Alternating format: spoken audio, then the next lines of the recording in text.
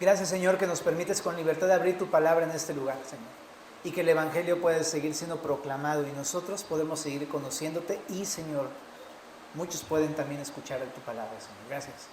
Gracias por esa obra y permítenos tener oídos bien abiertos, ojos bien abiertos para mirar las maravillas de tu ley, Señor. Te lo rogamos en el nombre de Jesús. Amén.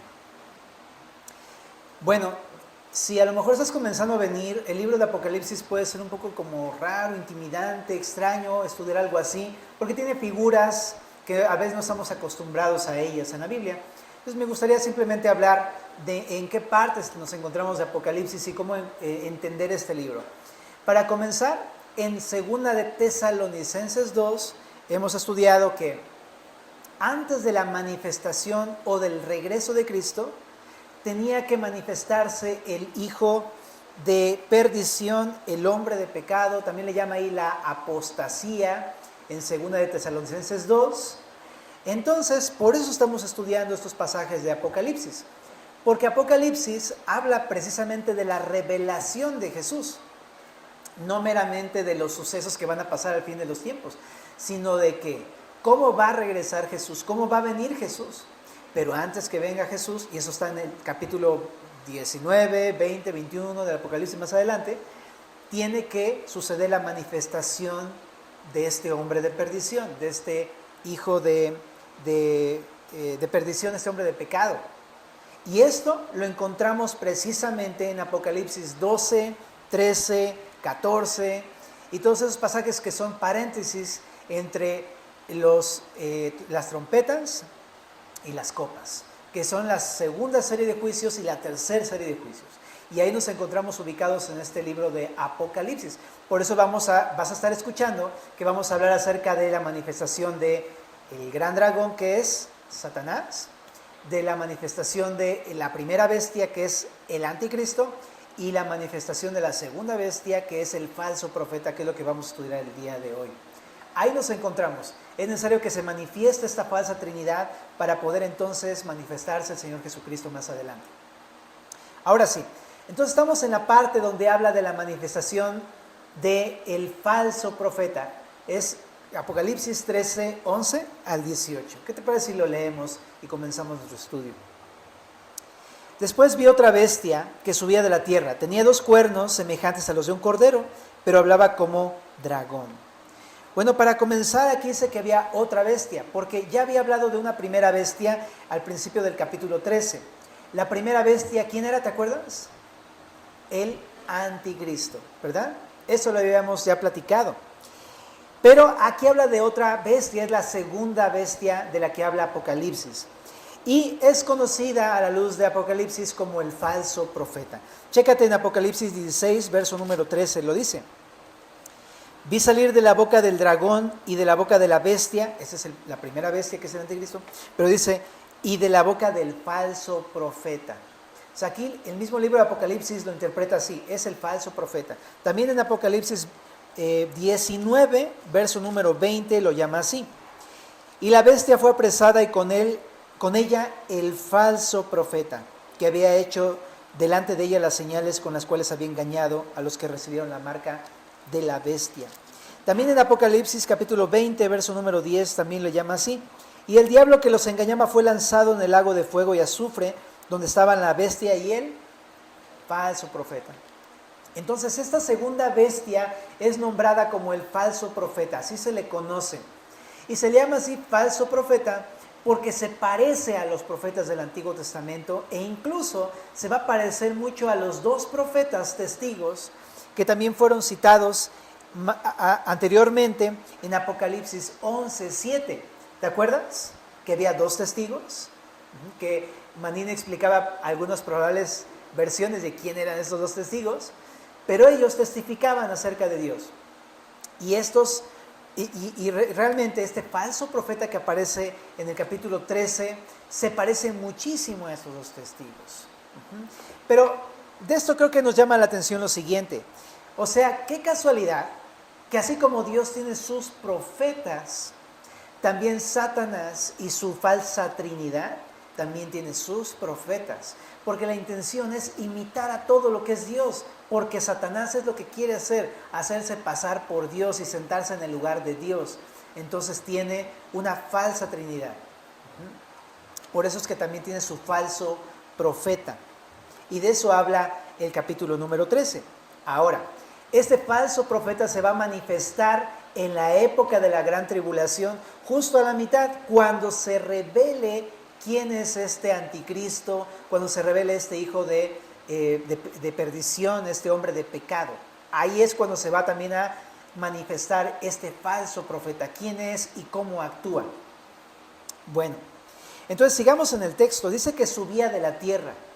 A diferencia de la primera bestia, que es el anticristo, que sube del mar, este sube de la tierra. Probablemente hace referencia de un origen demoníaco.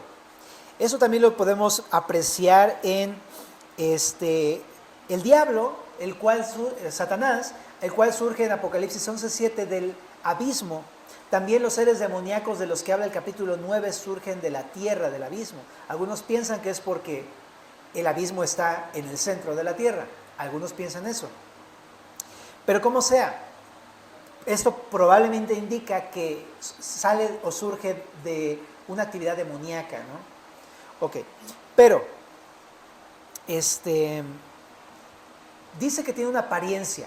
Su apariencia es como de cordero, pero dice que habla como dragón. Tiene cuernos como de cordero, pero habla como dragón. Entonces, bueno, los cuernos en el Antiguo Testamento, no sé si recuerdas cuando estudiamos Éxodo, por ejemplo, el altar de bronce, que era donde se hacían los sacrificios, tenía cuernos, ¿te acuerdas?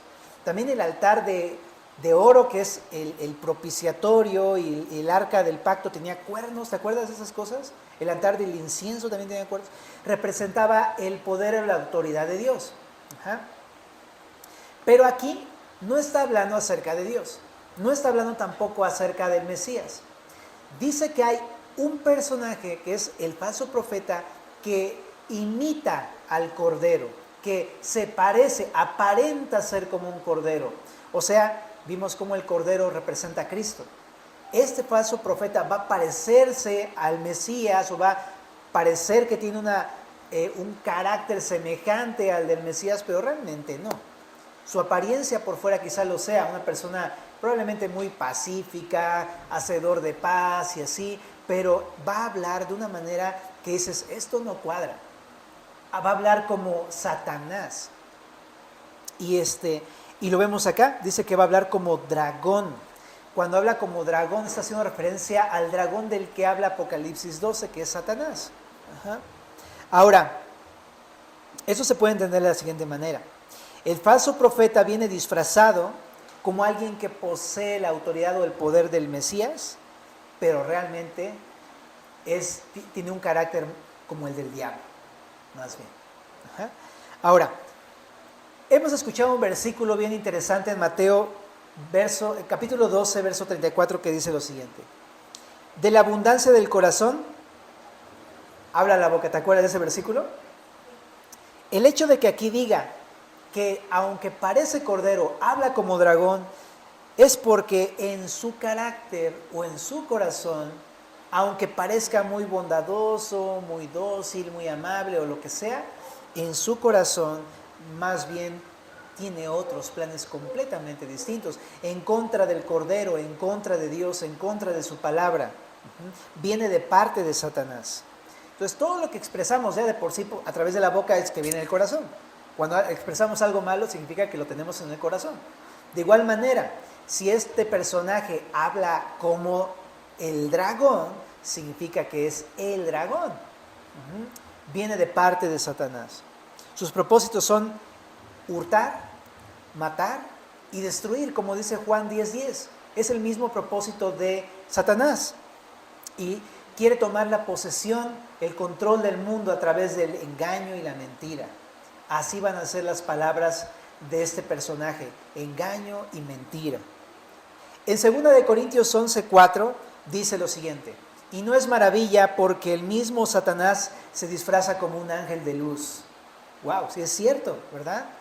El mismo Satanás puede disfrazarse con una apariencia piadosa cuando realmente tiene otros propósitos completamente distintos.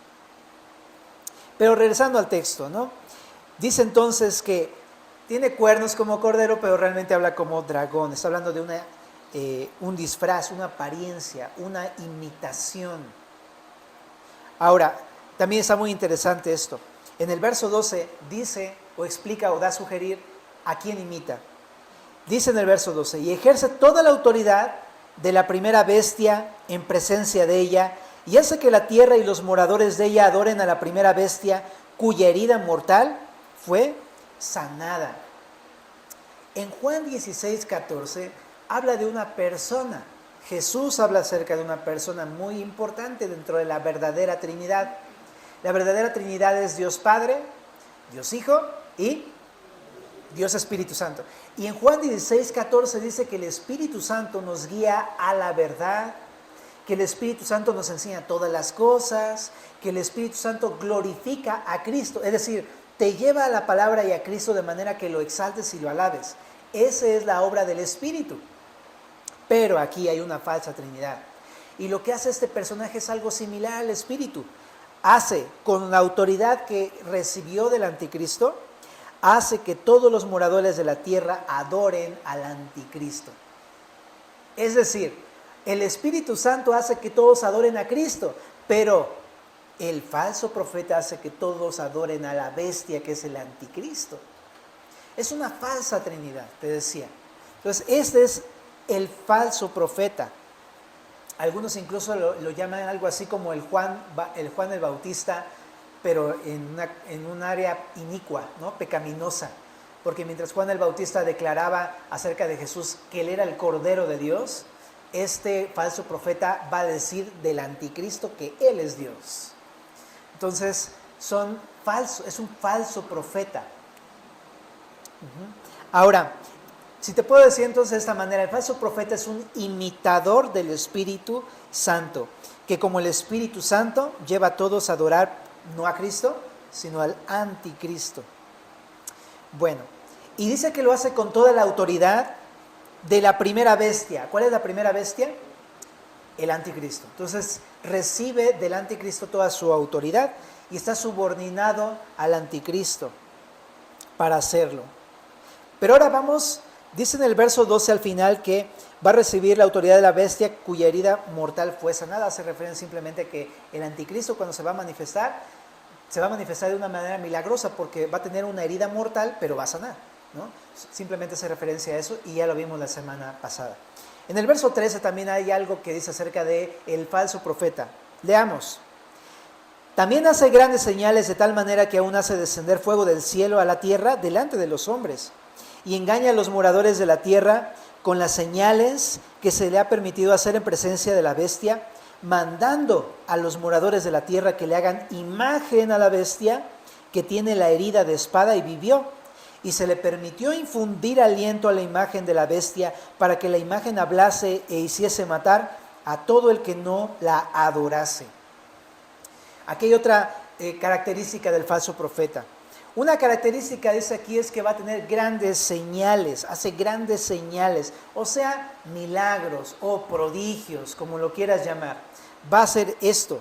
Así como Dios, ¿no?, tiene a sus profetas a través de los cuales ha realizado numerosas señales y milagros, también la falsa Trinidad tiene a su profeta que hace grandes señales y milagros. Por eso te decía que es un imitador. Me recuerda muchísimo a Moisés en Éxodo capítulo número 7 al 9, cuando fue con Aarón en presencia del faraón y le decía, deja al pueblo de Israel, ¿no? Suelta al pueblo de Israel. Y entonces hacía señales, por ejemplo, soltó la vara, ¿te acuerdas? Y la vara se convirtió en una serpiente y luego también metió su mano en su seno y salió leprosa, ¿te acuerdas de eso? Pues resulta que había dos magos que imitaban los milagros de Aarón y de Moisés. Se llamaban Janes y Jambres. Y lo que hacían estos magos, ¿no?, que probablemente simplemente era un engaño, era hacer que el faraón fuera engañado. Y cuando vio que los mismos Janes y Jambres hacían las mismas cosas, decidió no creer en Moisés, ni Aarón, ni en Jehová. Y entonces estos hombres desviaron la fe de Faraón hacia otro lado. y le impidieron, o fueron tropiezo para que Faraón creyera y se arrepintiera ante Dios.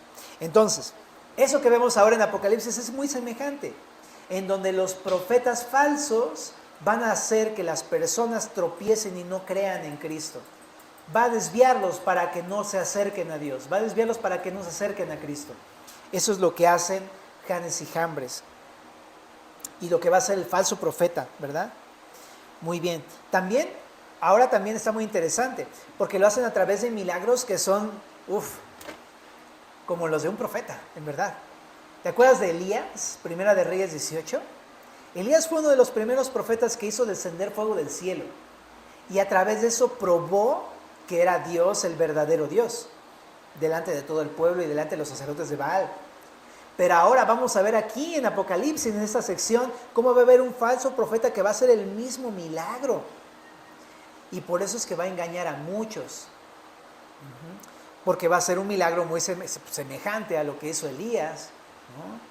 Entonces, en verdad, va a confundir a las personas, ¿no? A los moradores de la tierra. Ahora también, una cosa importante. Dice aquí en el verso 14 que engaña a los moradores de la tierra. O sea, todo esto de los milagros va a ser un engaño del falso profeta a los moradores de la tierra con esas señales que se le ha permitido hacer. También menciona que se le ha permitido, o sea que Dios está en control, Dios lo está permitiendo todo esto, ¿no? Pero, ¿sabes? Esto también, del falso profeta, no es algo nuevo de la época de la gran tribulación. En la gran tribulación va a tener se va a desatar todo el engaño, pero es algo que el día de hoy ya sucede y es algo que ha sucedido durante toda la historia, los engaños a través de los falsos profetas. Y así como hay una advertencia para los falsos profetas del pasado, del presente, también lo hay para los del futuro, en específico para el falso profeta. Leamos algunas advertencias que hay acerca de los falsos profetas. En Deuteronomio 13, versículo número 1, dice así: cuando se levantare en medio de ti profeta o soñador de sueños y te anunciare señal o prodigios, y si se cumpliere la señal o prodigio que él te anunció diciendo, vamos en pos de dioses ajenos que no conociste y sirvámosles, no darás oído a las palabras del tal profeta ni al tal soñador de sueños, porque Jehová vuestro Dios os está probando, para saber si amáis a Jehová vuestro Dios con todo vuestro corazón y con toda vuestra alma. En pos de Jehová vuestro Dios andaréis, a él temeréis, guardaréis sus mandamientos y escucharéis su voz. A él serviréis y a él seguiréis. Tal profeta o soñador de sueños ha de ser muerto, por cuanto aconsejó rebelión contra Jehová vuestro Dios, que te sacó de tierra de Egipto y te rescató de casa de servidumbre y trató de apartarte del camino por el cual Jehová tu Dios te mandó que anduvieseis, y así quitarás el mal de en medio de ti. O sea, lo que está advirtiendo es que va a haber personas que desde el pasado ha ocurrido, el día de hoy también ocurre, que hacen grandes milagros y señales, pero no por eso significa que son verdaderos. Si no te conducen a adorar a Cristo, son falsos. Si no te conducen a la adoración a Jesucristo, son falsos. Si te llevan a la adoración a otros dioses, son falsos, aunque hagan milagros. Esa es una advertencia para el pueblo. En Mateo 7:22 también Jesús menciona esto.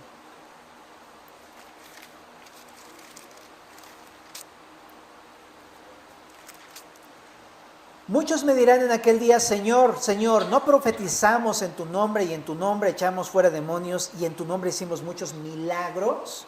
Entonces les declararé, nunca os conocí, apartaos de mí, hacedores de maldad. Está muy interesante cómo Jesús advierte que van a haber personas que profetizan y personas que hacen milagros, pero que el mismo Señor un día los va a juzgar y va a decir, yo nunca te conocí, tú eres un hacedor de maldad. ¿Cómo puedes reconocer a un falso profeta? Por su vida. Si en su vida es un hacedor de maldad, no importa que profetice de Dios, no importa que hable de la Biblia a la gente, no importa que prediga cosas, ¿no? Si es un hacedor de maldad, es un falso profeta. Un día me preguntaron eso, ¿cómo identifico a una persona que es falso profeta? Pues nada más mira cómo vive, ¿no? Su vida es totalmente diferente a lo que predica, ¿no? Entonces es una advertencia, dice, nunca los conocí, son hacedores de maldad. Mateo 24 también habla de esto. Porque se levantarán falsos cristos y falsos profetas y harán grandes señales y prodigios, de tal manera que engañarán, si fuere posible, de los escogidos. O sea, no importa si eres creyente, no pienses que por eso estamos exentos del riesgo de ser engañados. Porque aquí dice que hasta los creyentes van a procurar engañar los falsos profetas. Y si es cierto, ¿cuántos en la iglesia luego nos vamos tras estas doctrinas que hablan los falsos profetas, ¿no? Porque, pongamos un ejemplo, ¿no? El día de hoy, qué común es decir, mira, ¿cómo no va a ser cierto lo que dice tal persona si me hizo un milagro? Si me hizo una sanidad. Y uno está completamente esperanzado, confiado, diciendo, pues como hizo un milagro, de seguro ha de ser cierto. Pero eso no es verdad, ¿no? Porque aquí dice incluso que los falsos profetas son capaces de hacer señales y milagros.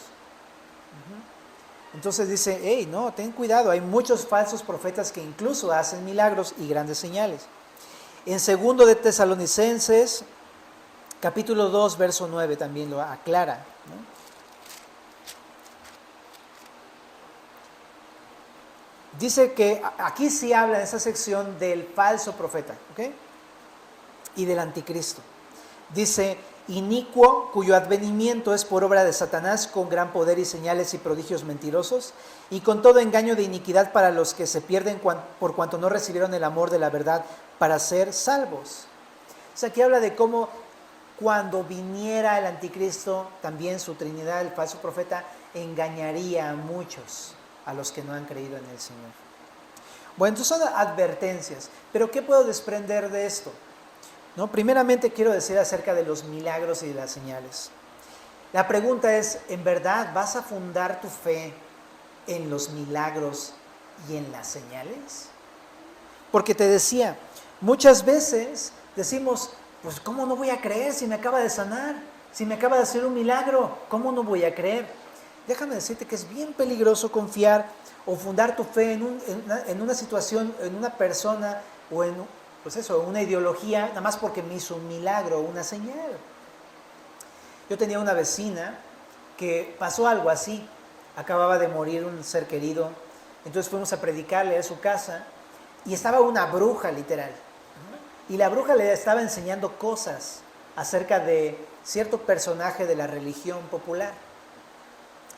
Y le decía, mira, cree en ella, que no sé qué, y hasta le hizo un milagro a la señora. Entonces, como le hizo un milagro, cuando nosotros llegamos a hablarle del evangelio, me dijo, mira, gracias por decirme lo que me estás diciendo, pero mira, está aquí este ídolo y me hizo mi milagro. Así es que, pues te agradezco, pero no, gracias, ya está esta persona aquí. Y pues lo único que dijimos nosotros, ok, pues vamos a orar por ti, ahí nos vemos. Pero a eso me refiero precisamente, que muchas personas son dejadas llevar por el milagro y no por lo que dice la palabra de Dios. Tengamos mucho cuidado con este tipo de doctrinas, porque es el campo en el que se mete el diablo. Este asunto de confiar en aquellos que me hacen un milagro es muy peligroso. Ten cuidado con esas doctrinas, ¿no? Y lo hay abiertamente en la tele y por todos lados. Aquí te hacemos tu milagro, tú ven para acá, campaña de sanidad, y a veces sucede. Y dices, wow, ahora sí es cierto. Pero son falsos profetas. Porque si no te llevan a Cristo, a la obediencia, a la piedad, a entregarle tu corazón a Cristo, son falsos. Muchas veces a lo que te llevan es al engaño, a cosas como la prosperidad, a cosas como, pues eso, estafas y cualquier otra cosa. O te llevan a otra persona a adorar a un Dios o un ídolo que no es Jesucristo, que no es Dios el Padre, el que conocemos en la Biblia. Tengamos mucho cuidado de estas personas. Entonces, no fundes tu fe en un milagro. ¿En qué sí puedo fundar mi fe? Segunda de Pedro, capítulo número 1, verso 19, tenemos la palabra profética más segura, a la cual hacéis bien en estar atentos como a una antorcha que brilla en un lugar oscuro. O sea, en otras palabras, a la palabra de Dios. Ahí es donde yo puedo fundar mi fe. Ok, ¿qué pasa si hubo un milagro? Pues coteja si eso que te pasó va de acuerdo a la palabra de Dios. Si va en contra, si te están a través de un milagro desviando de Cristo, es falso. Pero si ese milagro te está haciendo caer de rodillas ante Cristo, a entregarle tu corazón y tu obediencia y tu piedad, muy probablemente venga de Dios, porque también sucede. Hay veces en que te sana y dices, lo hizo Cristo, voy a entregarme de corazón. Y a veces así pasa, y si es así, gloria a Dios. Pero siempre coteja eso que realmente esté fundado en la palabra de Dios. Entonces para eso tenemos que estar, familia, bien pegados a la Biblia. Ahora, también otra cosa. Dice aquí en el texto que leímos ahorita, que este falso profeta va a mandar a los moradores de la tierra en aquella época a que le hagan una imagen al anticristo, a la primera bestia. Entonces imagínate la escena, ¿no? O sea, un tipo lavándole el coco a todas las personas y diciendo, tienen que hacerle una imagen al anticristo. ¡Wow! Está tremendo esto. El día de hoy puede ser que sea algo raro, pero no es algo ajeno a nuestra vida ni a nuestra cultura. El día de hoy, esta palabra imagen se traduce también como estatua. No va a ser un cuadro, una pintura, va a ser una estatua. El día de hoy no es algo raro. El día de hoy hay imágenes o estatuas gigantes acerca de gobernantes y acerca de personajes que han intentado tener un dominio sobre la tierra. Por ejemplo, ahí está Stalin, ¿no? Está Mao, están varios personajes. Hay una estatua muy grande de la unidad, no sé si lo has visto, ¿no? Está súper raro, ¿no? Bueno, pero el punto es que ya es algo que existe el día de hoy. Y en aquel momento, en la gran tribulación, cuando se manifieste el anticristo, Satanás y el falso profeta, va a haber una estatua. Dice un comentarista llamado Victorino que probablemente va a ser de oro. Es un comentarista del primer siglo, entonces vale la pena como escuchar su opinión, ¿no? Pero me recuerda mucho, ¿sabes a quién? A Daniel capítulo número 3, en donde Nabucodonosor en el pasado había hecho una estatua de oro de él mismo y había mandado a todos a que adoraran la estatua de oro y al que no, lo mandaban a echar a un horno de fuego. Y ahí ves a Ananías, Azarías y Misael siendo echados al horno de fuego porque se resistieron a adorar a la estatua. Pues esto solamente era un aviso, un tipo o una imagen de lo que habría de suceder en el futuro. Cuando venga el anticristo, cuando venga Satanás, va a haber un falso profeta que va a hacer que todos se postren ante esa estatua. Eso es lo que está hablando de esa sección. Ahora, se le permitió infundir aliento a la estatua, o sea, el falso profeta va a tener la facultad sobrenatural de hacer que esta estatua hable. Qué cosa tan más extrema y de miedo y de terror, ¿no? O sea, ya nada más piensas en la muñeca que tienes en el cuarto a hablar y dices, no, espérate, o sea, ¿no? Ya hasta le pones una sábana ahí para que no te espante en la noche, ¿no? Pero imagínate ahora ver una estatua que diga, todos póstrense a mis pies. Wow, o sea, si es algo que dices, wow, en verdad es algo fuerte esto. Y que diga, y el que no lo haga, mátenlo. En verdad va a ser algo satánico, demoníaco, ¿no? Bien fuerte lo que está sucediendo aquí. Y lo que va a hacer esta estatua precisamente es eso, decir, mandar a todos los moradores de la tierra que adoren a la misma imagen. Bien, pero en el verso número 16 habla más al respecto, dice, y hacía que todos, pequeños, grandes, ricos y pobres, libres, esclavos, se les pusiese una marca en la mano derecha o en la frente, y que ninguno pudiese comprar ni vender, sino el que tuviese la marca o el nombre de la bestia o el número de su nombre. Aquí hay sabiduría. El que tiene entendimiento cuenta el número de la bestia, pues es número de hombre. Y su número es 666. Esta palabra marca de la que habla aquí, dice que el falso profeta va a hacer que todos se pongan una marca en la mano derecha o en la frente. Esta palabra marca es la palabra jaragma, que significa rasguño, grabado, pero también puede ser sello. ¿Te suena algo que ha hecho Dios en Apocalipsis acerca de un sello a ciertas personas? En Apocalipsis 7:3 mientras Dios sella a su pueblo santo para salvarlo de los juicios del Apocalipsis, la falsa Trinidad también sella a los suyos para guardarlos de la persecución contra los creyentes, contra los seguidores de Dios. ¡Wow! Es una hostilidad completa en contra de Dios y de su pueblo, ¿verdad? Entonces, así imita el diablo, el anticristo, el falso profeta a la Trinidad en este capítulo. Ahora, la marca, ¿qué significa? Porque hay un chorro de posibilidades de interpretación. Bueno, en Deuteronomio 6:8 hay una sección en donde habla Dios a su pueblo acerca de la ley, en donde dice: vas a tener la ley en tu mano derecha y en tus frontales, para que nunca se te olvide, para que siempre la practiques. Entonces ahí los judíos luego se amarraban rollitos en la mano y en la frente, ¿no? Porque lo creían literal, pero no era eso meramente, sino que eso hablaba más que de tener algo físico puesto en la mano o en la frente, hablaba de una lealtad a la palabra de Dios. Lo que estaba diciendo en Deuteronomio el Señor es: sean leales a mi palabra, siempre, para ponerla por obra. Entonces, probablemente si tomamos en cuenta esa sección, entonces la marca está hablando de que el falso profeta va a exigir lealtad a Satanás, al anticristo y al mismo falso profeta, a la falsa Trinidad. Una lealtad. Así que tener la marca no va a ser meramente tener un chip o un sello o algo así, ¿no? Sino más bien tiene que ver completamente con una asociación o con un pacto de lealtad con Satanás, con el anticristo y con el falso profeta en aquella época. Lo digo porque de repente decimos: no inventes, yo ya tengo un tatuaje y me voy al infierno porque es la marca de la bestia o algo así. O algunos dicen: no, es que es un chip, no, ¿qué pasaría si sí o si no? ¿Qué tal si ya la regué porque traigo un piercing? Bueno, nos inventamos una cantidad de especulaciones al respecto, pero déjame poner en contexto en qué momento está diciendo Dios esto de la marca. La marca no está hablando del momento del día de hoy.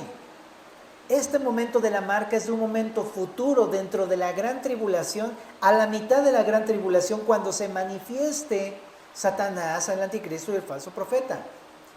Cuando él obligue a todos a adorarlo, a él y a su estatua, y esto va a implicar, si tú decides adorarlo, te va a poner tu marca.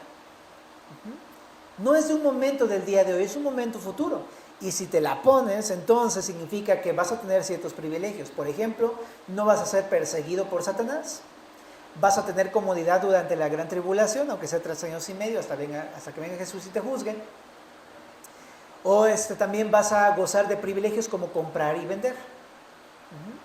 Esto, pero ¿a qué precio y a qué costo, verdad? Porque las personas que se pongan la marca en el futuro van a ser juzgadas por Cristo, porque el ponerte la marca significa que aceptaste oficialmente lealtad al anticristo, a Satanás y al falso profeta. Nunca la marca está desasociada con un pacto con el diablo. Está asociada completamente con un pacto con el diablo. Así es que no vayas a pensar que te va a agarrar desprevenido. Y otra cosa, no es del día de hoy. En esta época donde están narrando estos sucesos de la marca, eso aquí en este momento ya no está la iglesia. La iglesia fue tomada en Apocalipsis 4 y para este momento, pues los únicos que están ahí son los que no creyeron en Jesús antes del rapto y antes del pacto del anticristo con Israel. Entonces, pues eso, dice mi pastor Ibert, pues si te quieres quedar a experimentarlo, nada más no creas en Cristo y listo, vas a estar ahí. Pero si estás ahí ya sabes, ¿no? Que no te pongan la marca, mejor séle leal a Cristo. Ok, pero entonces, ¿y cómo va a ser la marca? Dice que va a ser el nombre del anticristo o el número de su nombre. Entonces el nombre puede ser literal el nombre con el que se va a manifestar el anticristo, aunque puede ser así tal cual, anticristo, ¿no? O la bestia, pero también podría ser un número, dice aquí. Y siempre hay como tantas maneras de ver esto, de qué significa el número, porque aquí dice que es 666, pero algunos piensan que más bien son letras, algunos piensan que más bien es un símbolo, ¿no? O sea, hay una cantidad de cosas que se dice al respecto que es un poco difícil interpretarlo. Y aquí dice incluso, hey, eso es para los que tengan sabiduría, y si tienes sabiduría, interprétalo. Pero como le decía a los de las 10, como no tengo sabiduría, pues no se los voy a decir, es que ni modo. Pero les voy a dar algunas sugerencias al respecto, ¿no? ¿Cómo podría interpretarse el 666? Claro que podría ser un número literal, aunque más bien podría significar algo este sello. El sello podría significar una imitación de la perfección de Dios. ¿Por qué?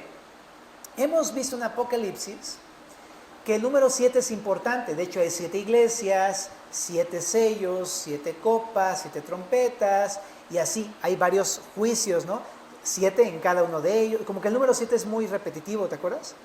Y hemos visto que significa plenitud, perfección o totalidad. Y cuando el 7 se asocia con Dios, habla de que Dios es perfecto. Tanto Dios el Padre es perfecto, como Dios el Hijo, el Cordero es perfecto, como Dios el Espíritu es perfecto. 7, 7, 7. Pero el hecho de que haya un número 666 habla de alguien que no es de origen divino, que es creado como el hombre que fue creado en el sexto día y que nunca llegará a la perfección de Dios por más que lo imite. Pues probablemente habla más bien del carácter del anticristo, de Satanás y del falso profeta, los cuales imitan a Dios, pero nunca serán parecidos a Dios. Entonces probablemente hable acerca de eso más bien el significado del número 666, aunque podría ser un número así. Pero ¿sabes qué? El día de hoy, eso, porque luego estamos pensando, ay no, la placa del carro dice 666, no. O sea, por cualquier cosa, pero no, familia. No, más bien habla acerca de, pues pensemos eso, o sea, es en un futuro, no es algo que tengas que temer el día de hoy. Si tú adoras a Cristo el día de hoy, no tienes por qué temer en el futuro, acerca de un mero número, de una mera cosa, ¿no? Porque dices, ya tengo el tatuaje, ya tengo el piercing, me pusieron el chip, ¿no? O sea, no, en verdad. En aquel tiempo te van a preguntar, ¿adoras a la bestia? Y si dices que sí, te lo van a poner. Y ahí sí es otra cosa. Pero bueno, los que creemos en Cristo, familia, ni siquiera vamos a estar ahí. Así es que, gloria a Dios, ¿verdad? Pero vamos a terminar con esas ideas finales. Aunque el día de hoy no se ha manifestado el misterio de la iniquidad, como nos enseña 2 de Tesalonicenses 2:7, sí dice en este pasaje que ya está en acción el misterio de la iniquidad. O sea, todavía no se ha manifestado plenamente, pero ya está en acción, ya actúa el imperio de Satanás en nuestras vidas, en el mundo el día de hoy. El diablo, a través de sus falsos profetas, enseñan al mundo entero a través de señales y milagros para engañarlos, imitando lo que hace el Señor y desvía a las personas de Dios y de Jesucristo. Muy similar a como lo hará después. Hay falsos profetas, familia. ¿Y cómo actúan? Con engaños, a través de señales y milagros. Ten mucho cuidado con eso, ¿no? Y engañan al mundo entero, incluso a los creyentes. Y lo peligroso de esto es que parece que son bíblicos. Parece que te enseñan la Biblia, parece que te enseñan acerca de Cristo, pero no. Lo hacen de manera engañosa. Así que ten mucho cuidado. ¿Cómo protegerme? Ya lo vemos ahorita a través de la palabra de Dios y de tener fe en mi Señor Jesucristo, ¿no? Bueno, número 2. El día de hoy tampoco hay una estatua, ni tampoco se nos está obligando a ponernos la marca como símbolo de la lealtad a Satanás, ni tampoco hay un anticristo que nos esté presionando, persiguiendo para ponernos la marca o algo así. Pero, aún así, el día de hoy podríamos llegar a hacer algo similar. Adorar al diablo o a Satanás o al anticristo o al falso profeta. ¿De qué manera podría caer en este error? La forma es cuando nos rendimos ante la tentación. Piénsalo. Cuando tú y yo, cada vez que decimos sí a la tentación, le estamos dando un sí a la invitación del diablo. ¿Ante quién nos estamos postrando entonces? Es cierto que ya hemos sido lavados de nuestros pecados, así que una persona que cree en Cristo no va a vivir en eso, ¿ok? No va a vivir en pecado, y si vive en pecado es que no conoce a Cristo. Si vive en pecado significa que está postrado ante el diablo y entonces le pertenece al diablo y a quien adora es al diablo. Pero una persona cristiana eventualmente cae, pero no es que viva en pecado. Pero si cae, es importante que te des cuenta, no es un pecado ligero, estamos adorando al diablo que nos está diciendo, mira, aquí están las naciones y el mundo entero, si tú postrado ante mí me adoras. Y cada vez que decimos, si gusta, préstame, ¿a quién estamos honrando entonces? Mira en Mateo capítulo número 4, simplemente por citarlo, y por favor si puedes leerlo en casa, pero vemos cómo el diablo va con Jesús en el desierto y lo tienta 3 veces. En la primera tentación le dice, mira, aquí hay pan, si tienes hambre convierte estas piedras en pan y cómetelas, sacia tu necesidad personal. Pero ¿qué le dice Jesús? No, escrito está, no solo de pan vivirá el hombre, sino de la palabra que sale de la boca de Dios. Entonces Jesús es bien claro de decir, no, más que mi propia satisfacción, lo que importa es hacer la voluntad de Dios. Una tentación con las que nos tienta el diablo para postrarnos ante Él es eso. Hey, no importa la Biblia, lo que importa es que te satisfagas a ti mismo. Lo que importa es tener tu propio beneficio personal. ¿Tienes hambre? Mira, agarra y come. Listo, hazlo. Es la tentación del diablo. Y ahí está. Luego le decimos, sí, ¿verdad? Ay, qué rico mi pancito. Y después te das cuenta que tenía veneno. Ahora, también acá, Satanás tienta a Jesús porque le dice, bueno, te estoy parafraseando, pero le dice, aviéntate del pináculo del templo, Dios va a mandar a sus ángeles y todo el mundo se va a dar cuenta que tú eres el elegido, ¿no? Pero le dice Jesús al diablo, escrito está también, no tentarás al Señor tu Dios. Lo que está diciendo es, no se trata de darme a conocer, que todo el mundo se dé cuenta que soy el Mesías, no. Aquí la palabra dice, no voy a tentar a Dios para hacer que Él envíe a sus ángeles. Pero igual pasa con nosotros, de repente tentamos a Dios para que Él haga nuestra voluntad, ¿no? Para que Él a fuerzas haga lo que nosotros le pedimos. Y es como, ¿en serio? ¿Crees que puedes ocupar un lugar superior a Dios para exigirle que Él haga lo que tú quieres a tu antojo? Es una de las tentaciones que tenemos que cuidarnos, ¿no? Es la tentación precisamente de la tentación de la carne, ¿no? De los ojos y la vanagloria de la vida, en este caso de la carne. Ahora también, la tentación de los ojos, es esta segunda. Y en tercer lugar, vemos que Satanás le lleva a un lugar muy alto y le muestra todos los reinos del mundo y la gloria de Dios y le dice, si te postras ante mí y me adoras, te voy a dar todos los reinos del mundo. ¿Y qué le dice Jesús? Vete, Satanás, porque escrito está, al Señor tu Dios adorarás y a Él solo servirás.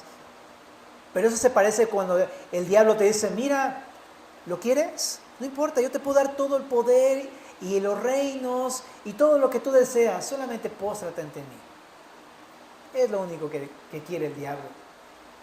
Lo podemos llevar a la vida diaria cuando de repente Satanás nos sugiere cosas como, ¿quieres el poder? ¿Quieres la lana? ¿Quieres todo tu éxito? ¿Quieres todo eso que quieres? Eso, simplemente fírmale ahí. Firme ese contrato, acepta ese negocio, acepta esa relación, ¿no? Que a lo mejor está mal y es pecaminosa, pero acéptala, tómala y vas a tener todo lo que tú quieres. Y vas a ser muy feliz. Y es así como nos engaña el diablo. Pero ¿qué hizo Jesús? Le dijo, escrito está. Familia, el diablo nos engaña. Es engañador. Te hace pensar que está bien cuando realmente te lleva a la muerte con la tentación. Familia, la única manera de contrarrestar los ataques del diablo es tener la palabra de Dios lista en nuestros corazones, para que cuando llegue le digamos, no solo de pan vive el hombre, para que le digamos, hey, No, aquí dice la palabra que no tentarás al Señor tu Dios. Aquí dice la palabra que escrito está, al Señor tu Dios adorarás y a Él solo servirás. No nos postremos ante el engaño de la tentación, que es el engaño del diablo. Y si lo has hecho, porque lo hemos hecho, el Señor te puede perdonar si vienes arrepentido a pedirle perdón al Señor, ¿no?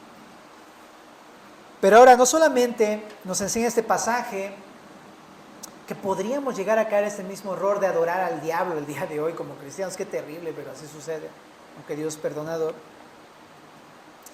Pero también porque tenemos la marca, familia. No tenemos la marca del 666, evidentemente, pero sí en 2 de Corintios, capítulo número 1, verso 21 y 22, dice qué marca tenemos.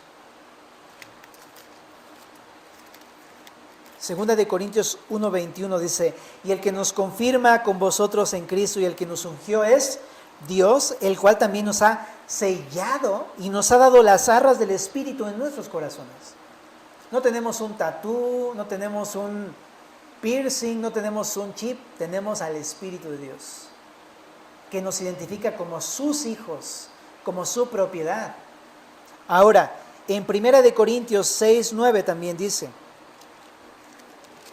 ¿no sabéis que los injustos, 1 Corintios 6:19, ignoráis que vuestro cuerpo es el templo del Espíritu, el cual está en vosotros, el cual tenéis de Dios y que no sois vuestros? Porque habéis sido comprados por precio. Glorificad pues a Dios en vuestro cuerpo y en vuestro espíritu, los cuales son de Dios. Lo que dice es, si tienes el Espíritu de Dios, no tienes por qué adorar al anticristo, al diablo a través de las tentaciones, porque tienes al Espíritu de Dios. Lo que sí puedes hacer es glorificar a Cristo con tu cuerpo y con tu espíritu, con tu Espíritu Santo y con el Espíritu Santo, y con tu alma y con todo tu corazón y con todas tus fuerzas. Con eso sí puedes hacer con tu cuerpo. ¿Por qué? Porque tenemos al Espíritu. En 1 de Corintios 3:16 dice, ¿no sabéis que sois templo de Dios y que el Espíritu de Dios mora en vosotros? Ahí está el problema, que muchas veces como cristianos no nos damos cuenta que en nosotros habita el Espíritu de Dios, ¿no? En Efesios 4:30 también dice, no contristéis al Espíritu de Dios con el cual fuisteis sellados. Cada vez que pecamos y le hacemos caso a la tentación, estamos entristeciendo al Espíritu. Y es más, como vive en ti, también te pones triste. No lo hagamos. También en 1 de Corintios, capítulo número 10, sí dice qué podemos hacer. Ya que se nos ha dado el Espíritu de Dios, dice, el que piensa estar firme, mire que no caiga. No os ha sobrevenido ninguna tentación que no sea humana, pero fiel es Dios, que no os dejará ser tentados más de lo que podéis resistir, sino que dará también juntamente con la tentación la salida para que podáis soportar. Por tanto, amados míos, huid de la idolatría. Lo que nos dice es que nos ha dado su Espíritu, que es poderoso. El Espíritu nos da dominio propio, nos hace decidir por adorar a Cristo, no al anticristo, a Dios, no al pecado, no satisfacer mi carne, sino adorar a Dios y morir a mí mismo. Tenemos el poder del Espíritu Santo para poder hacerlo. Así que familia, este pasaje nos enseña entonces, por tanto, podemos dedicar nuestras vidas y nuestros cuerpos a adorar a Cristo con todo nuestro corazón. ¿Está bien si oramos para terminar? Padre, gracias por tu palabra en esta tarde. Gracias porque nos enfocas, nos recuerdas que tú nos amas, que tú ya nos has salvado, que nos has sellado, Dios. Pero si nos pones estas cosas son para recordar que no tenemos por qué postrarnos ante el diablo, sino ante las tentaciones. Por tanto, te queremos pedir juntos como familia, llénanos de tu Espíritu y danos el poder que tú tienes para rechazar las invitaciones del diablo, la tentación y a nuestra carne, decirles no, pero decirles sí a tu palabra, Señor. Ayúdanos también a identificar, Señor, con el discernimiento que tiene tu Espíritu cuando venga algo que no es de ti, para no ser engañados. Ayúdanos a mantenernos pegados a tu palabra para tenerla lista para cuando sea necesario, Señor. Y guárdanos del engaño de los milagros. Ayúdanos a fundar nuestra fe en tu palabra, Señor bendito. En el nombre de Jesús te lo pedimos esta tarde. Amén.